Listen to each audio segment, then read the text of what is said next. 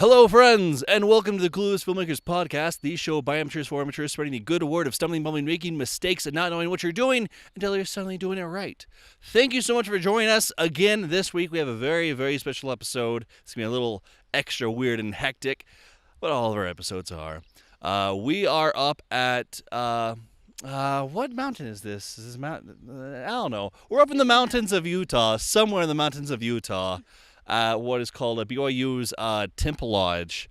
We are at a writers conference. We have a lot of BYU film students and other students just up here to learn from some awesome people about screenwriting and storytelling. We've had the awesome Jared Hess. We've had David Trotter? Trottier, that's how you say his name. The author of the Screenwriters Bible. And I can't remember the gentleman's name last night. What was his name? Jonathan Kreisel. Okay, and he's done the Tim and Eric show. Baskets is a big show that's currently on right now. And him and his wife. Portlandia also. Portlandia. Him and his wife are both here, and they both had some amazing things to say. So what we're going to do this week is we're going to talk to some of the students that are here at the Writers Conference and just see what they've been learning, what's been their coolest thing, what they would give advice to, their fellow clueless writers. And if there's a special experience, in the case of Mariah here, I'm going to have them talk a little bit about that. In fact, I'm just going to hand it over right now. Mariah, why don't you tell us a little about your favorite experience as well as what cool thing in particular happened? So I had a really cool opportunity of having my log line chosen to pitch to David Trottier, who's the author of the Screenwriters Bible. And it was a little bit terrifying because I had submitted about 50 log lines were submitted, and I had submitted mine just for extra credit for the class. So I didn't actually have like a real story for it. So I spent, mine got picked, and then I spent the whole day the next day trying to come up with a pitch, and then I got to pitch it to David Trottier, and it went really, really well, and he really liked it. But the things I think that I learned the most from it is that I was trying to make something like really polished and really very presentational for my pitch. But then when he was talking to us about pitching, he showed us some examples of pitches that he liked, and literally it was just someone telling a story that they were actually really excited about, and that was it. That was it. And so, you say what genre it is, and you say what happens in the story and things like that, but really it was, once I realized that it was just talking about something that you think is cool. Super conversational. Really, very conversational, and really not, I had a whole thing memorized, and obviously I ended up using some of the same wording just because it was what I had come up with that described the story well, but I really just ended up telling the story and then having an idea of what I wanted it to mean and what I wanted to happen in it so that when they had questions, I had answers. And that was really what I learned. It was just a lot more chill, and I think because it was chill and because I just talked to them like they were actual human beings, I think that's why it went really well. Wonderful. It was fantastic, the things that David Trottier and whatnot had to say. I was super. I learned a little bit about that too when I was in LA last summer, but I was kind of shocked at how much you emphasized it just needs to be, you're just talking with executives or whoever you're pitching to. It needs to be super conversational. You don't want this refined, polished, slideshow with charts and graphs and things. That's just not going to work. Anyways, yeah, that was fantastic. What would be your one piece of advice you'd give to clueless screenwriters out there? Biggest thing I think I've taken away from this conference so far is that it's not about your plot, it's about your characters.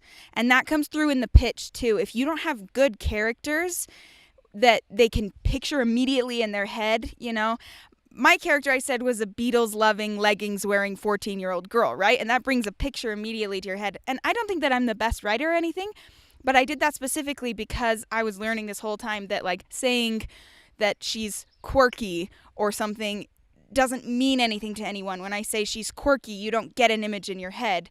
You don't automatically know, oh, I know this girl. I met her 3 weeks ago. Like, I actually can picture someone in my life who looks like this girl and who acts like this girl, So I think that is the biggest thing, is making your characters real people, and then that's going to make your story infinitely better, and it's going to make your pitch infinitely more interesting, because people watch stories about people. People don't really care about watching just stories. My name is Marshall Davis, and I'm a filmmaker fortunate enough to be up here at this writers conference.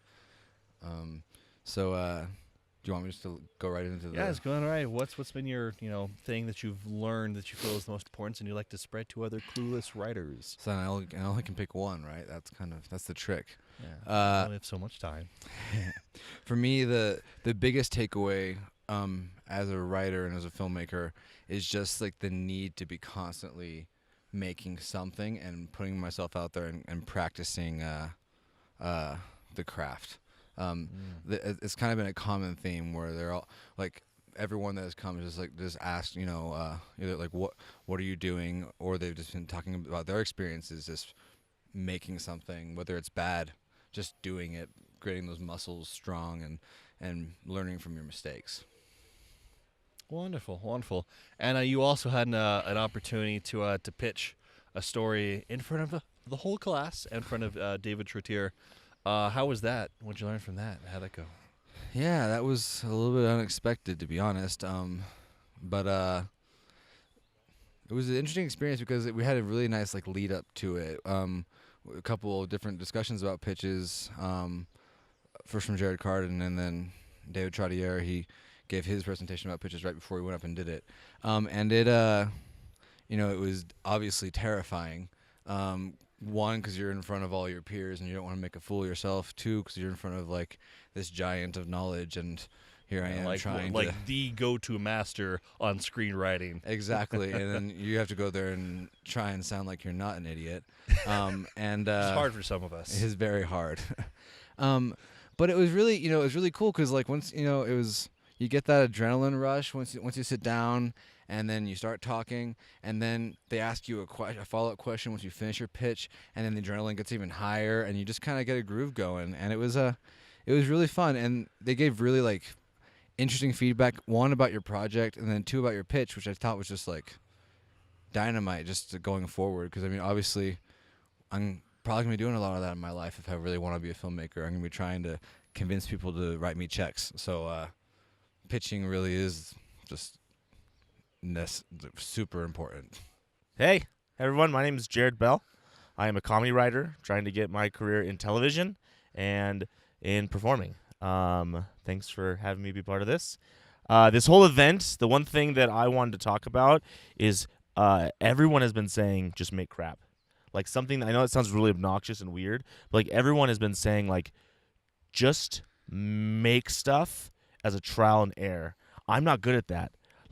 I want the sketches I write, the web series I want them to be clean, crisp, and then sent out and get a lot of publicity. But what I'm realizing is Jonathan, the creator of Baskets, was hey, just he worked he went to college to NYU, one of the biggest film schools in the nation, and then he went and started making sketches on public access TV. At first, it was why?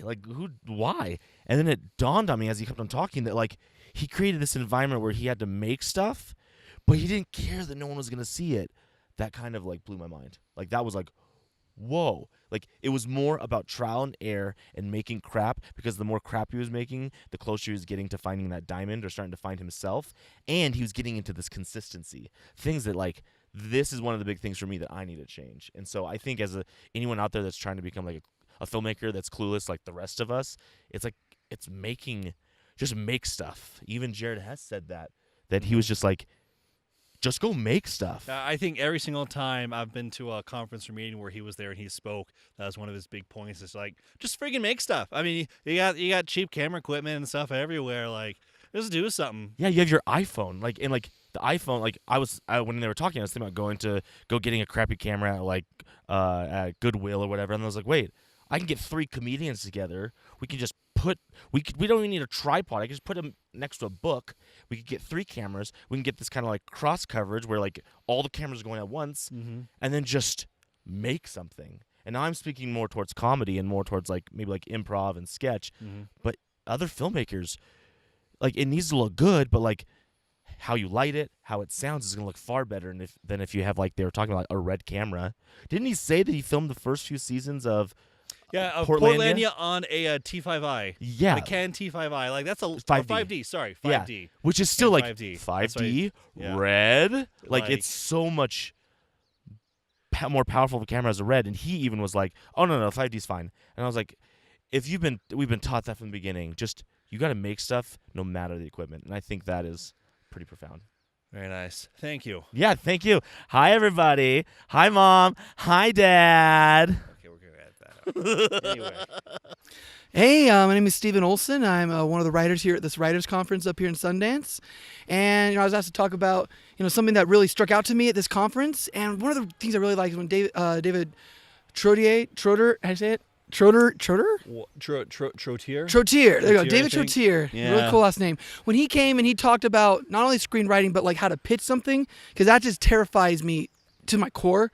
Like when you have to, you have to take your idea. With money and yeah. You gotta like tell people like this is my thing. And what actually really helped me was like looking at the bad pitches from that movie The Player and just seeing that like what you really need to have for a pitch is like just be really enthusiastic, know what your story about. I liked how he talked about how the characters are always most important, like not the world, not your idea, like in a space colony where everyone does this thing. It's like no, it's like what's your character and then place them in the world. I don't know, it's just these little tiny things that you don't think about when you're coming up with an idea and you're trying to tell somebody, and it really stuck out to me. Like, yeah, you have to focus on character. You have to be energetic. You have to, don't name actors because that could turn people off. Or don't say like, oh, it's like Die Hard in a mall, because people might not like Die Hard or they might hate malls, which I don't like malls. So yeah, that might turn them off. So you just want to make sure you're not biasing them against your idea. I don't know. It was just really fun just to hear how to pitch and then how not to pitch. I think is also just really insightful. Okay. Wonderful. What's if you could just be like, one thing that you'd tell clueless writers, like, do this? Well, the one thing that struck out to me at this conference I really like is so many people have just emphasized over and over again the importance of just making stuff, of just writing, just making short stuff. And I kind of knew that before the conference, but it really sticks out to me as being important how many people have said, just make a thing, just do a thing. Just do it. Yeah, exactly. Like, because recently, like a couple months ago, my friend Ben was shooting a feature, and we were extras in it. We were wearing suits. We were in this conference room, and we got done. We still had the room for an hour, and it was me, friends James Hall, Taylor Davis, and Dane Taylor. We're like, let's just do a fight scene. We're in suits, and so we had an hour, and we blocked it out. We did it in one shot, and like Dane directed it and shot it on his iPhone, and it was one of like the things I'm most proud of being a part of, even though it took literally less time than most of the projects I've ever worked on. And it's just because we made a thing. We're like, let's just have this guy stab him with a pen and then throw his jacket on him and strangle him. Like it was just working things out, and I'm still really proud of how that turned out. And so I like to bear my testimony to the importance of making stuff and writing stuff just all the time. Testimony born. Thank you. So my name is Brittany Toulson, and I'm originally from the Seattle area, and I've been in the film program for a little over 2 years, and this is my first time coming to Writers Conference.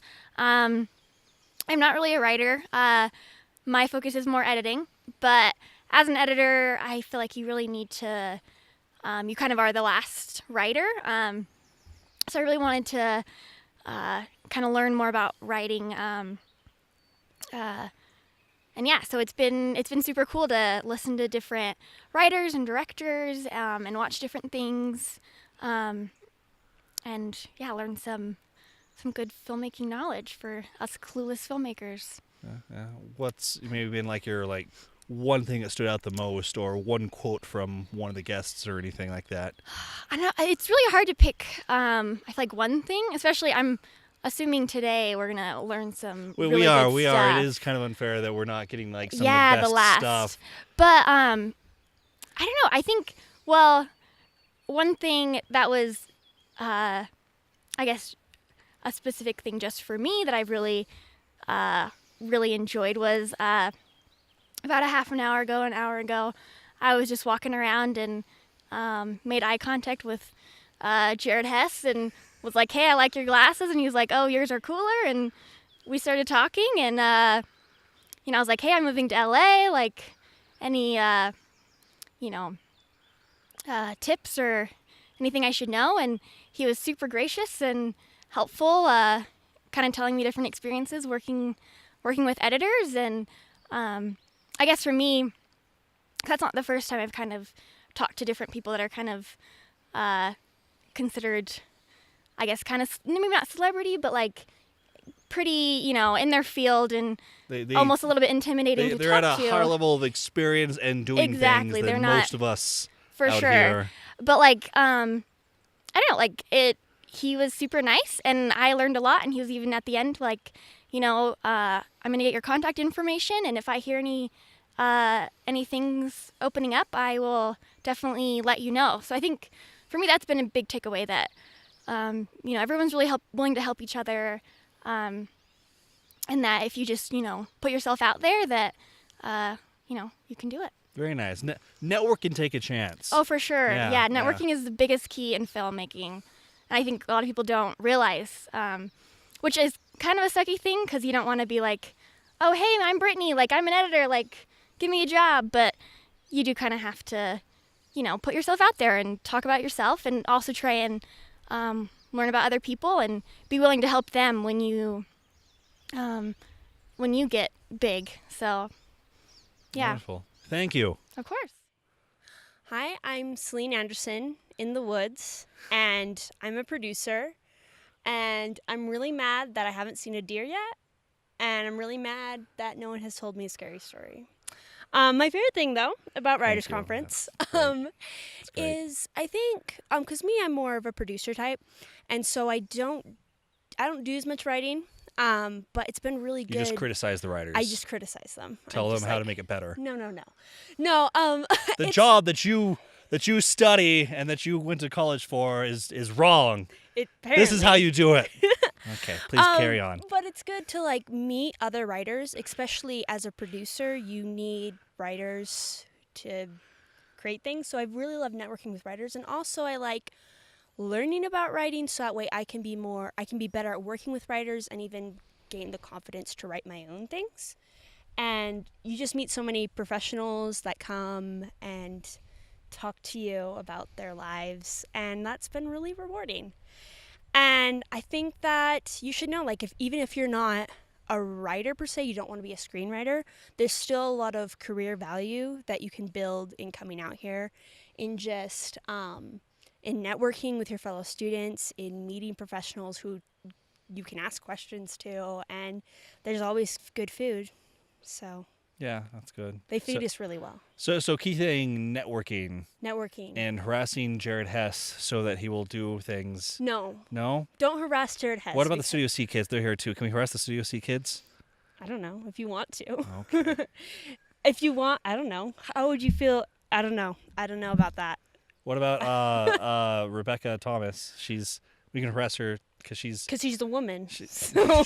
Yes, exactly. Because she's a woman, we can't harass Jared Hess because he's a man. But Rebecca Thomas, she's a woman. we can harass We can definitely her. harass her. That's how it works. No, I think that most of the time they're really open to talking to students. Like, they often like stay after and want to hear questions, talk about their careers. Yeah, they stay behind a pretty Yeah. long time. Don't like be weird and like pitch things at them and say hire me. I don't know. I don't think anyone's done that. I don't this know. year, I heard somebody say hire me. but somebody. That's It's pretty just weird. awkward. Like, I don't Yeah, know. Well, how would you feel if you went to an elementary school and then like an elementary school student was like, hire me, and you're like, I "Stop would talking." pick them up and put them on my shoulders They and would take them be- around because that's adorable. They would be cuter than like some weird adult.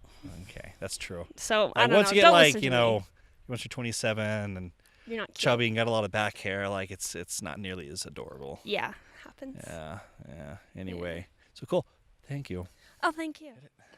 Hi, I'm Luis Puente. I am an aspiring writer and director who knows a lot about sound but doesn't really want to do much sound. And is that deer poop or is that pine cone? I think it's a pine cone. Okay, that's what Yeah, I- not deer poop. You're just stepping on Okay. pine cones. Cool. Technically, you call it like pine tree poop, I guess, Yeah, it's true. or pine tree eggs. Pine tree, yeah. Either way, yeah. it's a tree bodily fluid thing. Yeah. Yeah. Okay. Oh, thank you, Fir trees. invisible person. The invisible person. Pay no attention to the man behind the camera. Anyway, Cool. So there's Writers Conference. One of the things that I've really taken to about this is just from what we've heard people do. You know, we've had Jared Hess come in, Rebecca Thomas, who just spoke to us, and we had, oh my gosh, he's just slips his name, just the Portlandy guy.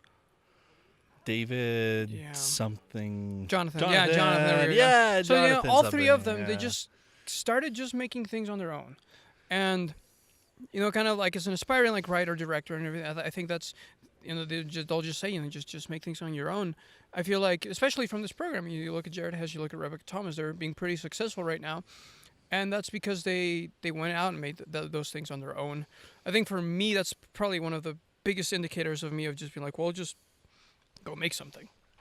Just do it. Yeah, just do it. I mean, and it starts just with like the zero budget kind of stuff and going and as far as writing, it's just a matter of being open to getting that feedback, to getting but writing, nonetheless. Just writing, just going for it. just directing.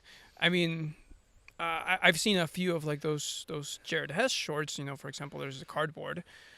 I mean, he took some family member back in his hometown and just made that. That's pretty cool. And that's just what they needed to do in order to prepare to make that one feature that just got them kind of known. So I don't know. It's good for me. I think that's what I kind of want. That's really want to do. Like I just want to be able to work on as many things as possible, make shorts, make things, and then just eventually try to make a feature and see how it turns out. Yeah, that's just one of the biggest things I've had. Wonderful. Thank you. Kind of learn. Thank you. Yeah. Hello, I'm Josh Contour. I'm here with Weston on the Clueless Filmmaker podcast. Clueless Filmmakers. Clueless Filmmakers podcast, which is Yeah. pretty great. Yeah. Pretty great. So, what I'm going to take away from this conference. I was actually just talking with somebody, one of the, I guess you'd call it chaperones, the adults, grown-ups that are here. And we were sort of talking We're about... still children. Yeah, exactly. Clueless and immature. And we were just talking about what we were going to take away. And one of the cool things that she said was that anything is possible, listening to everyone and their stories and how they've brought their projects to be. Anything is possible. And to not worry about trying to be somebody else. Just like be yourself when you're writing something. Be authentic, right? And put your life into it, because chances are that no one else has lived your life, which is strange. Yeah. So I thought that was really cool. Everyone's kind of been doing the same thing. Yeah. Yeah. Yeah. But it's interesting to hear everyone's experience, like where they come from, the difficulties they've had getting projects made, and it's always a different road. There's no one way to do it. Well, we're finished with conference now, and I have to say that was probably one of the coolest experiences I've had in an educational setting regarding, well, kind of almost anything filmmaking, but especially regarding writing. That's some fantastic guests. What was your favorite individual takeaway, Matt? A couple things. One, it was nice just having a nice little writing environment to be in. I mean, we had all those students there, and I actually had a script that I workshopped with a bunch of people and came away with a lot of really good ideas. And so I saw you in like three different times or more. You were in little writers groups. You were getting some serious work done. It was great. and I wasn't I mean, we workshopped my script one time, and then I helped with a couple, sat in on a couple other ones. But yeah, that was cool. Just having everyone focused on writing, I had a chance to bring everybody together and just talk about story and stuff. And I know my script improved a lot because of it. Another thing I really liked was just the different way to approach creative things. We had all these different guests there, and it was cool because we'd have one guest, and then they'd be there for the next thing for the next guest, and they'd also be there for the next guest. So like the last night we had almost everybody there. Yeah, everybody there. Like so Mike Schur was speaking, and everybody else was in the back, watching, and it was cool just having everybody's different perspectives on how they approach things, and like Mike Schur, he said he always tries to give characters a fun name, even if they're a small bit part. Everybody gets a name, so they have a purpose. Yeah, so they're not, even on their IMDb page, they're not just, woman number 4 or whatever. I don't remember what the name he came up with, but it was pretty crazy. There was a lot. Yeah. He had a lot of goofy names. Yeah, that was nice. They specifically wanted actresses to be able to have something besides man and woman. Yeah. I think most of the things that I like the most were either said by you or said by the other people that we've had on the podcast so far. So I'll share more of a specific story that many of you have probably seen on Facebook or Twitter or whatever. Mike Schur shared a story about how the funniest single line on Parks and Rec was an improv line by Chris Pratt. It was just in between things. Someone just said, "Chris Pratt, hey, just the camera's on you. Just say something funny." And then I'm not going to give the whole context. But anyway, the fact that the creator of the show, like the line that he thought was the absolute funniest, was nothing that he wrote. Yeah. So I guess that is a little bit humbling as a writer to understand that ideas can kind of come from anywhere. They can come off the cuff. You can spend hours and hours and hours writing. It may not come to you. It may not come to you until you're on. Okay, we're back. Yeah, we're back. Fun battery stuff. We'll wrap this up. Thank you everybody for listening. Hope you enjoyed what we learned at Writers Conference. Please take it, learn from it. Make certain that you hit us up on Twitter if you have any questions, comments. You can use the hashtag CF Podcast. We're on YouTube. We have our own Facebook page now. That's kind of it. Thanks a bunch, y'all. Have a fantastic day. See ya. Nice lighting, huh? Looks pretty good today.